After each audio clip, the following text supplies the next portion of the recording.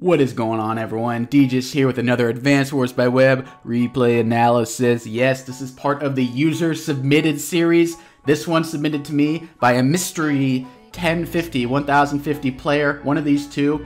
They actually both were 1050 at the time of this match right here, standard match. So please continue to submit replays to me. I'm actually lowering the threshold to 1050 or 850 now. So if you have a replay, keep submitting them. Even if you don't get one of your replays submitted, submit another one. Some people have submitted some and I rejected them and, accepted a later one by them. I'm looking at you, Adept999. So just keep up the good work, submitting them all. I love looking at them. Anyway, without further ado, this match right here took place on the map Amber Valley. It's an old school map. I played it back in like August 2021 when I first joined Advanced Wars by Web. But Amber Valley, a little can get confused with Silicon Valley. Instead of Bill Gates, we have Billy Gates. Instead of robot alien Zuckerberg, we have robot alien Stern. So, a lot of similarities, but this map right here, it's a 2 versus 1 base, but it's a little ambiguous. In the 2 base versus 1 base airport, but they're kind of in the middle. So front switching is pretty easy here. It's not really segregated. There's no pipe seams or mountains really separating them too much. So you can really dabble around. You don't have to make your pseudo strong side your strong side. You can actually bring the copters over to your strong side, etc. So front shifting is kind of, it happens on this map. It's not too uncommon. Copters are semi-decent on this map. They're not super strong. I mean, there's a few mountain ranges where they can be used, but maybe I build 1 or 2 copters a game on this, like max, typically. But anyway, right now we're looking at a Cole versus Adder matchup. You don't see this very often. There's a lot of roads on this map, so I see the appeal in Cole, but typically I still pick Adder in this situation for a couple reasons. Number 1, Adder's going to get the power before you, and he's going to get a nice little shot off on Cole before Cole's even able to respond. So Adder's going to have +10 attack, +10 defense, and +1 movement, and go to town on Cole. Then Cole can have a counterattack when he hits +10, but Adder's units are going to have that 10 defense extra from using the power first, so his counterattack is not going to be as strong as Adder's first attack, where Cole didn't have any +10 defense for having the power in the first place. So, catching them off guard is a good thing. Another thing about Adder over Cole, if you get enough for a super, you can pop your CO power twice in a row. Whereas Cole, if you get your super level and you pop your CO power, you're not going to be able to have enough charge to pop 2 consecutive CO power. So Adder has that over him. Just in terms of powers, I mean, there's some advantages in the roads. Maybe if you hit KOs at random and stuff like that, you can abuse those, I suppose. But I guess these cities over here, you could abuse it with Cole. I'm not saying Cole's bad. I'm just saying I typically pick Adder over Cole. This might be one of the few maps where Cole has some ideas, but I still would think Adder is the safe pick right here. Jess is garbage because infantry are really important on this map right here. I typically think, I'm a Jake guy, personally on this map, because you can have some nice artillery spots, like on your strong side is orange, put your artillery here, get control of those cities. You can put your artillery on the defensive is green, you can put it over here or something, or it's just like an artillery kind of map. Like I said before, you want to have your artillery on the strong side, so maybe orange has an artillery here, and green has an artillery here, just to enable control of the cities. Maybe you push later on, you put an artillery here or here, just to ensure a nice little push over there. The center doesn't really have too much going on. Most of the cities are off to the sides. There is some center fights going on usually, but usually the center is used for more movement purposes rather than fighting over purposes. So maybe you've like front shift a copter over here, or you shift some units over there using this space over here. So the center, not a huge deal, but I mean, it's nice to have control over for front shifting, but only 2 properties in the center, and they're fairly... they're actually kind of contested because this is the 1 base, so maybe they go up for grabs. These ones over here are also dubious. Since this is a 2 base for green, green will usually take over 1 or 2 of these properties over here. I've seen different things happen in different games depending on how much you invest on your weak side. Sometimes if orange invests in early tank, they might get control of 2 of those temporarily at the start. It really depends on the build, but typically this falls under the control of green eventually, and you're on your back foot 1 base versus 2 base. But yeah, this map right here, a lot of flexibility. It's not, like I said earlier, there's no segregation in the middle. There's like these 2 mountain ranges, but you can easily front shift over. It's not a straightforward strong base. It's not like Brush with Death where it's like, yeah, 2 base versus 1 base. That's how it is. No. This, you can front shift, you can dabble, you can stabble, you can do whatever you want to do. You can babble, like I like doing in the entirety of my replays. So yeah. Anyway, these 2 players, mystery players, 1050, that's all you really need to know about them. I don't really know much else. I just glanced through the match, so I might be surprised by some moves. One thing I don't tell you guys, I usually go into these things completely unprepared except for like glazing through them. So I might miss a few things. I might just babble some weird shit that doesn't make sense at the time. So just keep that in mind. I usually will correct myself though. Anyway, without further ado, let's look into this game right here. At the bottom in the orange, we have StandardOlsta. Ulsta sounds very, I don't know, Scandinavian or something. Ulsta. Sounds like Olga. Alright, we already have a little development over here. Not going for this property here, which is a nice chain actually, but instead opting to go for this chain, a very aggressive chain on the weak side. I have mixed feelings about this. Typically, I'd probably go for the easy property first, but it seems like Orange really wants to get those 2 properties on its weak side early, but like I said, a recon can easily interrupt. 1, 2, 3, 4, 5, 6. Recon can easily interrupt. You're going to capture one of these, but the recon will interrupt the second one. Don't think it's worth it. Do not recommend that already. Already a little bit of a misstep from Olsta. And then we have Haissake over here. He's high on sake. He drinks a lot. And typical stuff. Yeah, go for the bases. Like I said, you got to go for the bases before everything else. Like, bases take precedent. Haissake looking pretty standard so far. Not opting for a recon. I would go for a recon next turn or a tank at the very least. 1, 2, 3, 4, 5, 6. I would go for a recon here over a tank personally. Just to prevent that bases next turn. Just to punish that Ulsta. Normally I wouldn't build a recon here, but usually you need to adapt to what your opponent is doing. If your opponent's going balls to the wall, like overextending and shit, punish that. Adapt. You might have had a game playing, oh, day 5, I'm building a tank here and an artillery here. And sometimes you need to adjust, okay? You need flexibility. The best players like Go7, LJV Dizzle, Starflash, what have you, Toulouse, they all adjust. You need to adjust how you play. So let's see if Haissake adjusts to the situation, or he just goes, I'll just do my normal stuff. Let's see what he does. I honestly have no clue. Let's see what he does. I would assume at his level he will not. He does not capitalize on this right here. This is mistake number 1. I understand though, this is a lower level game right here. I understand you want to do something you're comfortable in. A lot of people like to build your tank first, then you build a recon. Look, 1, 2, 3, 4, 5, 6, 7. So if you attack a recon over here, actually you will be counterattacked by a tank, but then you can start your own tank chain as well. So, you know, whatever. Maybe an artillery is what Haissake has in mind, but Olsta's getting away with murder over here, his weak side, getting that property pretty free without any bloodshed. So Olsta should be very happy with how his game started so far. And he's not going for this back property at all. He's definitely going for less income early. Let's see if that has an impact on what the vehicle builds are. I'm assuming Haissake is going to have some more vehicles before Olsta does. So we'll see how this happens. So Haissake, I like his start pretty much so far, except for giving up that free proppy over there. Olsta, super greedy. Weak side. Remember, this is the weak side. He's going for a forward property that belongs to green over here. That's very overextending. I think Olsta doesn't really have a great grasp on the strong side, weak side dynamics this far in the match. Maybe it'll come to a realization later. But right now, I think you should be realizing, oh, there's a tank right there. Oh, there's another property where you can do double tank chains over here and really punish. So Olsta getting a little bit too greedy with the properties. Still not going for these back ones. He's very property aggressive. I tend to be on the scale a little over average in terms of aggressiveness of properties. This is like on the end of the scale though. This is like balls to the wall. You're on the call kind of deal. Olsta going for an attack over here. Not a terrible idea, to be honest. I don't quite agree, because this green boy over here is going to attack that and murder that one as well. So a little dubious. I probably would attack with the vehicles at this point. A mech on the weak side as well. Do not agree with that. Look how far it's going to have to travel to do anything. Maybe with an APC or a T-copter has viability, but I don't like the mech. You could have built another tank actually this last turn. Let me check. 5,000. Yeah. Yeah, he had enough for a tank. He had enough for an artillery. Oh, I wouldn't build an artillery, but I would have built a tank to tank kind of deal.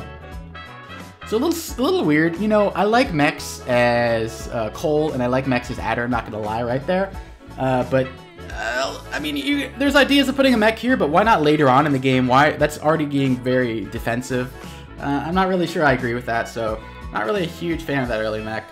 Haissake though, he's chugging that sake. He's coming down. Yeah, he murdered that little freebie over there. I mean, it delayed his cap, but so Olsta has the early advantage because Haissake kind of blundered by not punishing him for it. But it's not a huge deal. Like, the income is still in Haissake's advantage because he got the easy properties first. So was it really worth it? Because I think these are going to be lost to Haissake soon. Building artillery on the strong side. I'm liking Other than the recon kind of mini blunder inaccuracy later, I think Haissake is playing more standard, more typical, and I kind of agree with his playstyle so far. So, a little more typical stuff. Building an artillery on the weak side for Olsta. First the mech, then the artillery. A couple borderline cardinal sins. I'm not going to call them cardinal sins. I'm going to call them just normal sins. The kind you go to your priest. I'm like, I'm sorry, Father, I was a bad boy. And he's like, bad, and he slaps you or something. That's usually what happens at confession, I think. I'm not very religious, so but that's what I imagine happens. Get a nice slap from the priest. And this tank comes in, freebie. Look, there's no tank. There's, like, free hits. Why not? Like, literally. That's what you give up. And I don't know if that's going to do 1 damage right there. Oh, he has another one over here to stop. But I wouldn't even try to stop it, because that artillery is going to blast you to Kingdom Come if you attack from this angle. So I guess he could attack from there, and then try to cover with the artillery. But yeah, see how passive it is, bringing that mech in and bringing that artillery in so early? Like, that's what it really gives up, passivity. Mechs are very passive units. Some people don't realize that, but mechs are very defensive, very passive. I don't like using mechs early unless I have T-Copter or something of the sort. So bringing in the artillery in a very defensive position, not even covering these 2 properties, just very defensive behind here. Not really getting the much bang for the buck, so far as to speak. But the mech's coming into position, so at least the tank's going to have to back his ass up. But, Olsta now building artillery on the strong side. I like to see that. No complaints over there. This one is pretty vulnerable. There's a tank to back it up over here, but, you know, a little dubious. You gotta be a little careful about that, boy. So, Mr. Haissake already taking over this property that was in Olsta's hand for like 3-4 turns max. Actually, I think it was like 2 or 3. So was it worth it?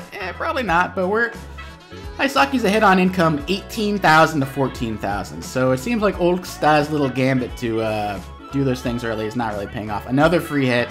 So passive. So passive.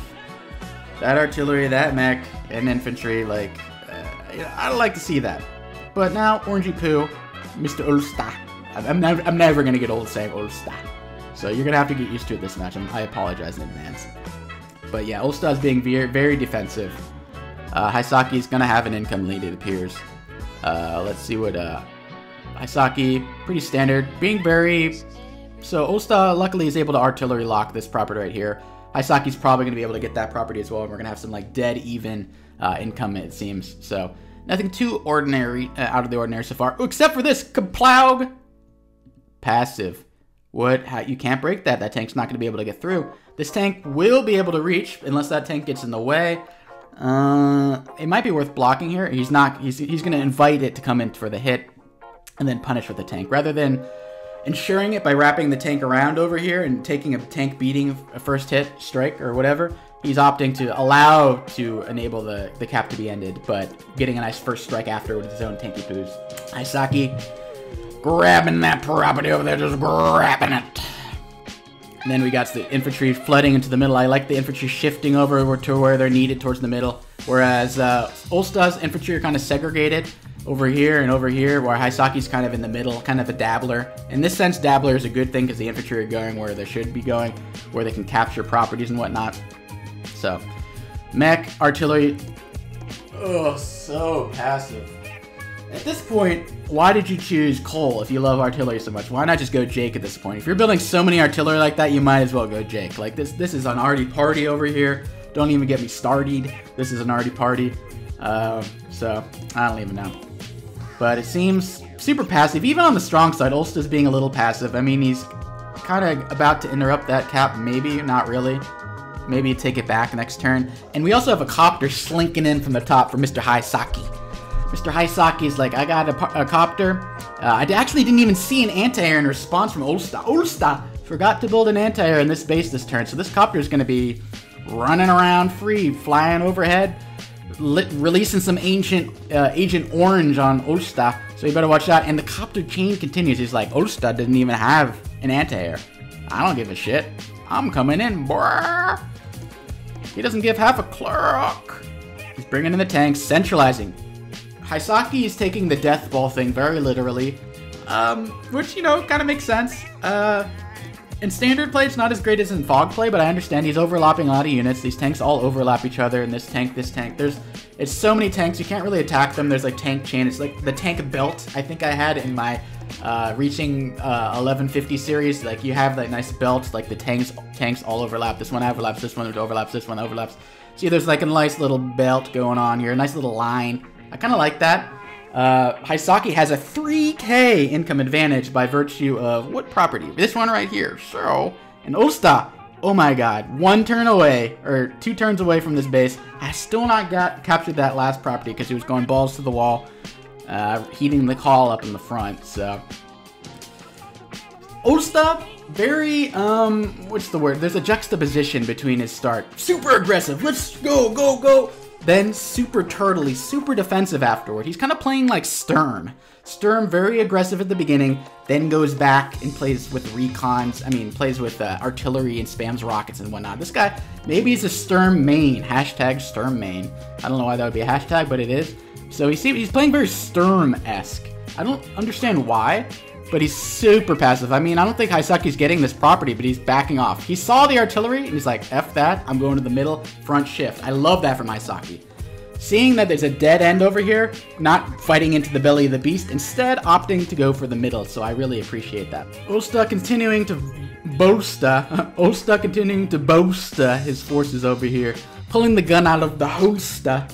So we got some Olsta stuff going on over here. So it seems like the strong side is definitely formulating for Olsta over here, whereas Haissake has opted to front shift, which I love, to his weak side. So Haisake's actually kind of more on his weak side, but he doesn't give half a shpip because he's got copters that are unanswered by any anti-air in the region. He's got his tanks streaming in, where Olsta has a little island of troops that are kind of semi-useless over there. I love this from Haissake so far. I think Haissake definitely has the lead early. I think he's playing better. And Olsta, ooh, that's a little bit of an... I don't like that. I don't like the rockets this early on in the game. It's only turn 11, and he's Adder, he's not Jake, so they're not quite as good. Honestly, medium tank here. Why not a medium tank? Why not three tanks, building 3 tanks this turn? I don't really like the rockets. You'll have mixed, you know, results from rockets, but I feel like higher level players really utilize rockets better. I think lower level players kind of overestimate how good they are. So maybe rockets would be better actually on the strong side over here, because there's 2 artillery and they can't reach. Over here, I would love a medium tank instead. And now we have 2 anti-air to 2 copters. So now Olsta's going hard in for the countering the copters. So now this looks like a front shift time for Mr. Copter over here. Time to split up the copters. Mr. Haissake. Oh, there you go. Olsta. I mean, Haissake. Haissake Waki. Bringing in the heat. With his copters on the left side now. Now he's front shifting back. Haisake's kind of undecided in his mind, but now he's front shifting back. I don't know. Interesting. I mean, he's kind of undecided, but I don't know. I would have attacked into this probably. There's probably some, you attack like a tank from a mountain, you find some 2-hit KOs or something of the sort. And if you had a medium tank instead of a rocket, there's a follow-up. You can probably find a way to kill this artillery, I would think.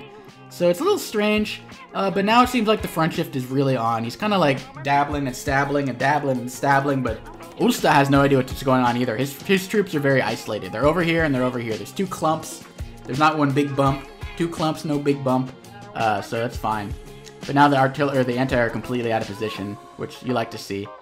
And if they go in the middle, they might get punished, so they have to stand back a little bit. So this copter's getting some free hitty-witties over there, unless Olsta builds a 3rd anti-air, but he opts not to. Instead, he has a copter over here as a deterrent. Copter on copter violence is pretty strong. NGL, not gonna lie. So we have a little mini front shift going on over here as well for Mr. Olsta. Still keeping the artillery here smart in case Haissake has some ideas about recapping those proppies. He sees the rockets. He's not gonna fall for that. The rocket's in the pocket, in the roost. He's front shifting. So both players are pretty good at front shifting, I think, so far. Not the best front shifts, but you know, a higher level than like 1,000 level understanding of front shifts. So I kind of like it. Haissake now getting his little clumpton over there. Moving up a bit. Builds the medium tank now. I would have liked to see that early in the rockets later, but whatever. I'm a medium tank kind of guy when you see this many tanks over here. If there was like 3 artillery, maybe I wouldn't build a medium tank, but this medium tank's going to probably one-shot some tanks on shoals and roads, and there's a lot of roads and stuff. Especially with the power, you're going to get some guaranteed KOs. Now... I don't know why these are over here. I would not have moved those tanks over there. Haisake's kind of paralysis analysis, doesn't really know what to do with these units. Why? I guess it's because they're in rocket range. I guess that makes a little sense over there. It's a little dubious. We're already at day 14 and not much fighting so far. Neither of them have got a single power. We're at 39 units to 34 units. Let's look at the kills real quick. Looks like Haisake's killed 3 infantry and lost 1 infantry, so he's doing pretty fine. So Haisake's, you know, small little lead. And he's got the income lead. Let's not forget, 2k income lead. By holding this property over here, he should be, you know, chilling's fine. Haissake, I guess he's dabbling and wabbling and stuff like that, but at least he has the income lead. I'd also be wary of Haissake grabbing this property over here as well. Luckily for Olsta, he has a force over here to interrupt that cap, but it's not looking too hot. I definitely would take Haisake's place right now, but he's... I don't want to say he's kind of, you know, underutilizing his front shift, and now Olsta is able to centralize all his units sort of in the middle, whereas Haissake now is kind of split into 2 groups over here. He had the big clump earlier, but he kind of dissipated, kind of like spread them out, but now he's basically, Olsta is basically giving up these 2 properties, which I find very peculiar. Now Haisake's going to get this for free. Even with the power, he's not going to be able to interrupt that property. So Olsta, I mean, if I'm Haissake, I would shift all my shit to the middle now and take these 2 properties and chill off my ass. Like, straight up chilling like a villain, like, no lie, like, easy income advantage right now. So Haissake, living the life, living the dream. Able to just put like a tank in front of this thing, to be honest. Like, just guarantee that property. Have a nice, what? Oh god, 6k income advantage? 6k? You're sitting pretty. Oh my god, yeah. It's what, 22,000 to 16,000? Hell yeah. Just sit on that shit. Put a tank in front of it. Come on, put a tank in front of it so the infantry can't cap. There's no tank that can reach. Put a damn tank right there. You better put a freaking tank right there, I swear to god. Put a tank there. Prevent the cap. Die. Why not just the guaranteed 6k? Olsta! Going in with the attack. Haissake, why? These guys should shift over here. Now he's giving an attack to Olsta over there. Olsta having an advantage in terms of unit positioning. First, Haissake had unit position. Now Olsta has unit positioning. I'm telling you that Olsta bolsta, and now the artilleries are popping up. They're plopping, they're popping, pop-lop and dropping it, and there's pretty good infantry walls over here. It's not too easy to break. Haissake will get the first power, though. That's one thing that would concern me. Haissake will get the first power. Olsta is fighting into artillery right now. It's going to strike the tanks, but it's right on the front line, so it kind of has to move as well. He's giving up this copter. It's going to die to this anti-air. He's giving up this copter. It's going to get shot by another copter. So a little very ballsy attack over here by Olsta. Dubious, I would say, at the very least. Although, ooh, allowing that copter to get killed. Kaplow! Right there. Haisake's still doing pretty good in terms of unit value because of the income advantage this whole time. But now Olsta completely front shifting to his 1 base side over here, like Haissake did start off with. But Haisake's caught with his pants down. He was busy, you know, doing something over there. I'm not going to insinuate what he was doing, but his pants were down, and that's all was known in the news report. But, yeah, so he needs to move his units over here. He's got a little bit over here and a little bit over here. Olsta caught him off guard. But Haissake will have the first power. It didn't even interrupt that cap anyway, so I guess it didn't matter in the end. But now, 6k income advantage, but Haissake, like, his unit positioning, not great. Behind 9 units, behind like 15k in income. However, a power is probably coming. We shall see. Okay. Gotta get some hits off. I'm surprised he hasn't popped a power yet. Oh, he opts instead of 2 side slips, opts for the Sidewinder. Okay, let's see how this works out. 2 extra movement. We'll see if it works out for him. That kind of sucks. I would have popped it earlier so he would have guaranteed a hit there, and then you could get another hit on this artillery. Now that artillery is sitting pretty full health. That's why I want to opt for the side slip. That extra 10%. Ooh, yeah, baby. Yeah, that extra 10%. Knocking out that infantry. Guaranteed KO. Oh, you hate to see it, but these tanks are sliding in. They're sliding in, getting some hits off on these copters. The rockets is trying to rocket lock the base over there on the side at the same time. Haisake's dabbling. He's stabbling. He doesn't know which side he's going on. But he's a little curious counterattack. He's doing some good damage though, and he's got a 6k income lead. So he wants it to be status quo, but he's dabbling a little too much. I think Olsta's got a lot of force. That Olsta bolsta really paid off. Look at these tanks. 1, 2, 3, 4, 5, 6 full HP tanks pretty much. 1 full HP artillery. We got 1, 2, 3, 4, 5. So we got already tank advantage. We got some copters. We got some anti-air that are going to kill off these 2 copters right over here. It's looking dubious. Looks like Olsta's going to have a very, very strong counterattack here. He's going to pop a super. He's going to pop a power. We'll see which one he does. But Haissake does have a 40,000 in income or unit value advantage. Lower on the unit count. Unit count is the most important. He's behind on unit count. Head on unit value. Ahead on income. Let's see what happens here for Mr. Olsta. Trail of Woe. It's the superpower. We got double superpowers. Forget cops. We're scopping it. Instead of CO powers, that's what cop stands for. We're super CO power, and we're scopping it. Boom. Sacrifices the copter. Boom. Sacrifices the infi. Interesting. Wants to get a KO, I suppose, on the road right there.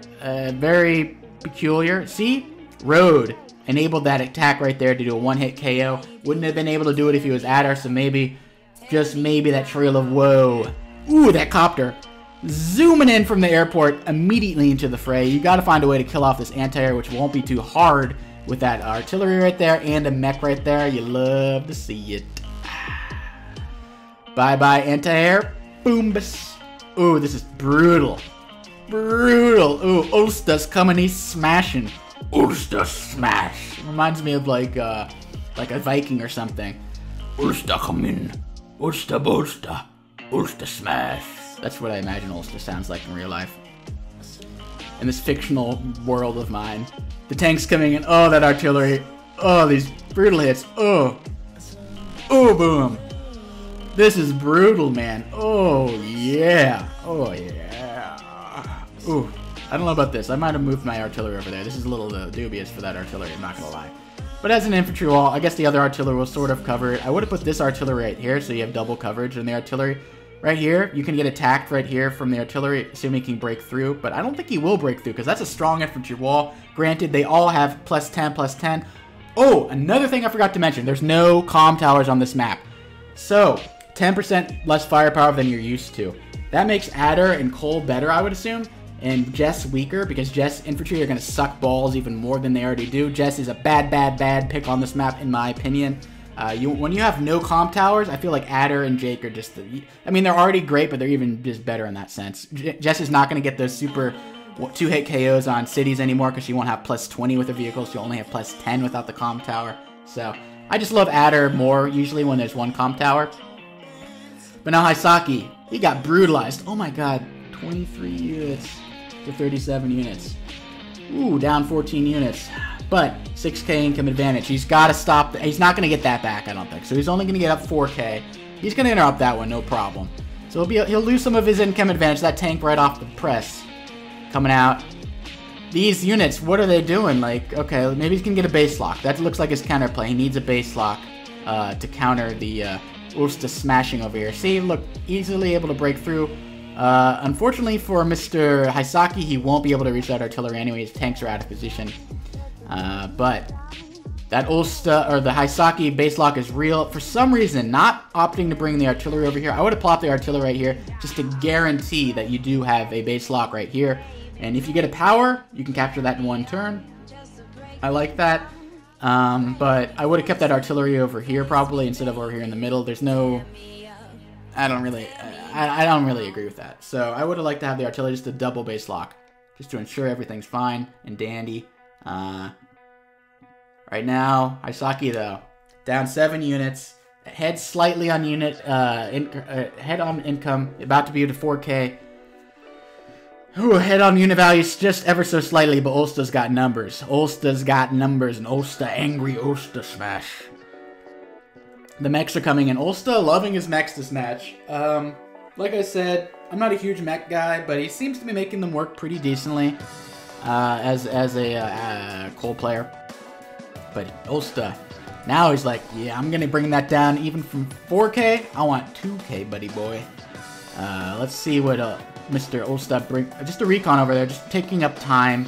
You know, not really trying to bring in too much stuff. Bring the copters in. Luckily, Haissake, for him, he does have an anti-air prepared, ready for that copter, just in case there's an interrupt.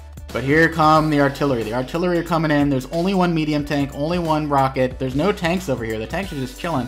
What the hell were they doing last turn? This one didn't even move, did it? Like, What were they doing? Should have brought them over to the base. Look, didn't even move. Just chilling. What are you doing, bro? What are you doing? Like, yeah. So those tanks just chilling. You need to use them, man. I understand the temptation. Oh, now, oh. Boom, bis. Boom. Boom. Ulsta is coming in ham. There's no vehicles. There's just so... The unit disparity is so big now. 15 units. Soon to be more. Unit disparity now at 16 units. Alright, Haissake, let's see what you do. Little sad slipperoo. Slinking in like a little snake. Coming in. Prioritizing the base lock over everything. Boom! One-shotting that artillery over there. Let's see what he's not going for the cap. Instead, he's going for the interrupt, or just weaken the mech over there. Which is not a terrible idea. He's allowing something to be built on the base because it's going to get blasted by rockets anyway. Not a terrible idea. Let's see, these tanks are finally doing something, but it might be a little late. Like, there's so many units over here. We got like 1, 2, 3, 4 tanks, near 8 full HP tanks, 5. Just one tank, one dinky little winky over there. So many unit count. There's overwhelming amount of units by Ulsta over on his strong side, or on his weak side. His weak side is going to town. Man, he's pounding. He's ground pounding. He's hounding. He's beating the shit out of poor little Haissake over there. Haissake opting for triple tank. Can't disagree with that. Ulsta not opting to tech up. Not going for rockets. Not going for medium tanks. Keeping it copters, tanks, artillery. Seems to be working for him. Unit count. More faster units. They move around the map a lot quicker. Whereas Haissake, little slow bit on that little... rocket and the medium tank over there. A little bit tale of two cities. Tale of two little shitty cities over here. But now Ulsta, 2k behind. Only 2k. And another trail of woe. Another superpower. Not a normal power. A superpower. Let's see if... I think Haissake's going to be feeling some woe this turn. I want to hear that sitar like... like at the end of Cole's... Boom, the copter right off the airport, right off the tarmac.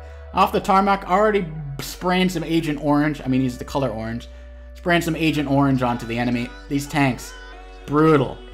Just brutalizing. Unit count is going to be, oh, he's going to get wrecked here, I think. Oh, infantry coming in. Coming in for the KO. Oh, and oh my good, look how far, this is the strong side of Haissake over here. 2 bases, Belly the Beast. Doesn't give half a shit. Doesn't give half a shit. He can't find a way to get in there with one over the other. Like, look, you kill like one of this infantry, but the other tank can't reach unless you have a power. And Haisake's already used his power already, so woo, that artillery is safe. And he's pushing forward. He's got unit advantage. The mech coming in, kaplow right off there. He put the anti-air too close to the sun. Now the copter comes in for free for Frizzle. Oh, the tank's coming in. Remember, this is a strong side of Orange as well. He's got the reinforcements. He's got copters. He's got mechs. Haissake, this is looking rough. He kills off the tanks. He's at 15 units. He's still somehow clinging on to that unit, the income advantage, but he's clinging on with only 15 units to 30. He's got double the units of Haissake. Haissake, he's not loving it. He's retreating the rockets. He's retreating the medium tank. He's given up on the base lock. He was just outnumbered. He's trying to bolster up. He's trying to hold down what little advantage he has in income, but Ulsta now pushing income. He's pushing unit count. He's pushing unit value. Ulsta coming in. This might be the turn that Ulsta smashes and crashes and bashes. It's looking rough. It's looking rough. Capturing. Now Ulsta's ahead on unit value. Ulsta's ahead on unit count. Ulsta's ahead on unit income. He's got the triple crown. He's bringing in his units. He's got 13 units. Haissake has 13 units. Ulsta's about to have 33 or 32 or some shit. Triple. We're talking triple the unit count. I don't see how this continues. I don't see how this continues. Haissake resigns. Haissake resigns. Now let's see what went wrong here. Haissake, better start. Better income, better start. Had the control of the middle. What went wrong? Day 13. Why? Why? Why did you shift back over here? You have control of the middle? Control the middle. Hold it. All you have to do is hold.